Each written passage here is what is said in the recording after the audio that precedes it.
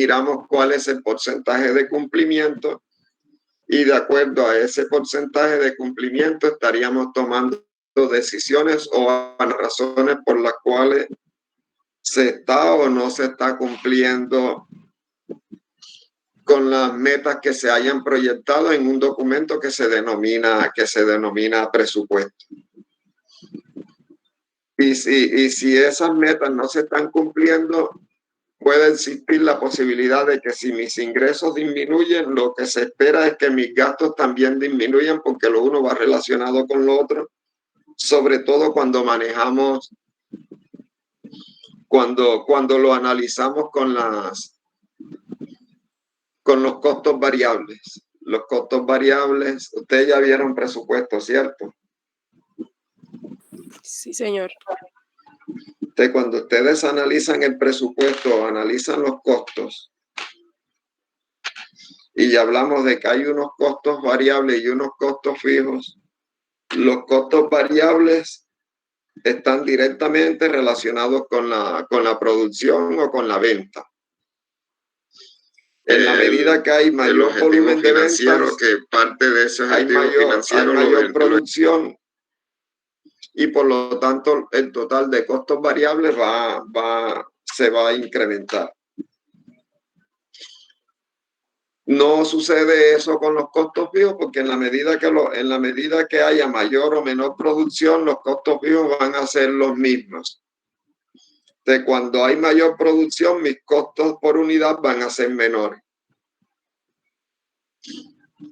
Entonces, cuando nosotros hacemos el análisis de proyección de ingresos, costos y gastos, que mis ingresos disminuyeron con relación a las metas proyectadas,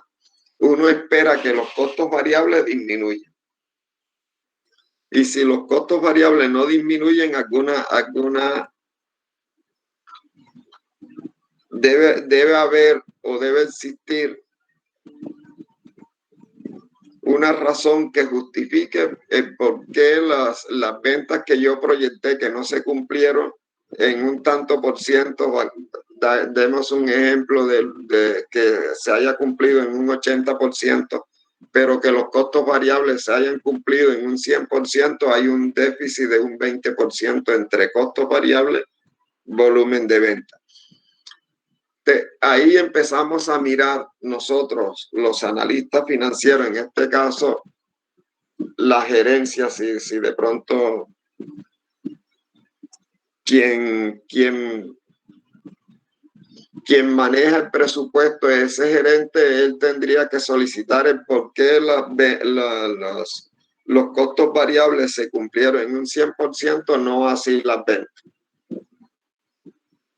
Ya las personas encargadas de la responsabilidad en esas áreas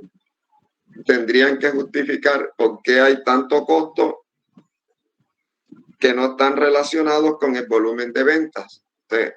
repito nuevamente, el presupuesto es una de las herramientas de control más importantes que tiene la administración, porque en ella podemos controlar nuestros ingresos, costos y gastos. Mirar las razones de cumplimiento o no cumplimiento.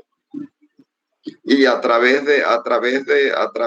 ese comparativo que nosotros hacemos por las cuales se cumplieron o no se cumplieron las metas, es que podemos seguir proyectando los próximos periodos. De lo contrario, no tendríamos base para seguir proyectando los próximos periodos, porque estaríamos proyectando en base a unos estados financieros que se presentaron en el periodo en cuanto a volumen de ventas,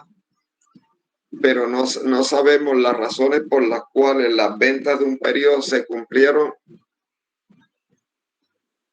o no se cumplieron en cuanto a que se disminuyó o no se cumplieron en cuanto a que excedió. Y si excedió, mirar las razones por las cuales se excedió y si no se cumplieron las metas porque se vendieron menos, mirar las razones por las cuales esas metas no se cumplieron y a partir de ahí hacemos las nuevas proyecciones. O sea, a partir del análisis que nos deja el cumplimiento de las metas de ese periodo que nosotros estamos analizando para tomar decisiones y proyectar los próximos periodos, estaríamos preparando nuevos presupuestos, nuevas proyecciones en base a unos análisis que nos dan unas razones, y esas razones son las que vamos a utilizar para seguir proyectando. Listo, entonces después necesitamos otra serie de funcionarios, y esa otra serie de funcionarios, la misma empresa es la que nos va a indicar si es posible o no es posible tener esos expertos, un financista tesorero, un experto en proyectos, un analista financiero, el financista experto de impuestos, que algunas veces en empresas medianas todas esas labores son ejercidas por nosotros como contadores. O sea, todas esas labores que están ahí relacionadas en la función financiera, la mayoría de los negocios aquí en Sincelejo tienen a una sola persona, y esa sola persona es el contador. Él debe responder por las normas de control, él debe responder por la parte tributaria, él debe responder de pronto por la preparación de los estados financieros proyectados. Y cuando digo estados financieros proyectados, porque debemos elaborar presupuestos, que los estados financieros se proyectan a través de los presupuestos. Entonces somos un todero en las empresas que mayoritariamente están aquí ubicadas en nuestra región. Desde ahí la razón por la cual nosotros los contadores debemos tener una serie de conocimientos relacionados con nuestro perfil, que de pronto seamos o no especialistas en cada uno de ellos, pero debemos tener un mínimo conocimiento de cada una de esas funciones que una empresa de gran tamaño va a conseguir ya expertos. O sea, son personas expertas en elaborar presupuestos, son personas expertas en el manejo de la parte tributaria, son personas expertas de pronto en el manejo del efectivo, que es el financista tesorero, que es aquel que te analiza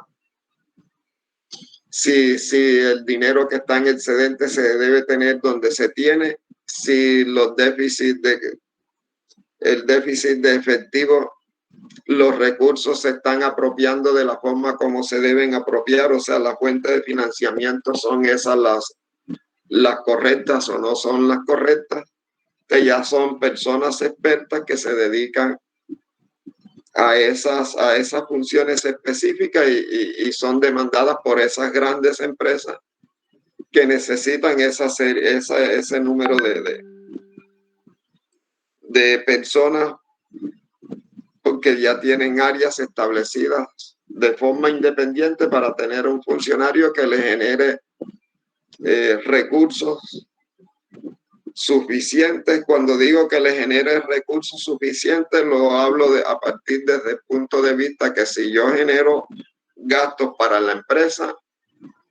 esos gastos deben ser compensados con la información que yo le brinda a la empresa para que tenga mayor utilidad. O sea, cada uno de ellos tiene que generar información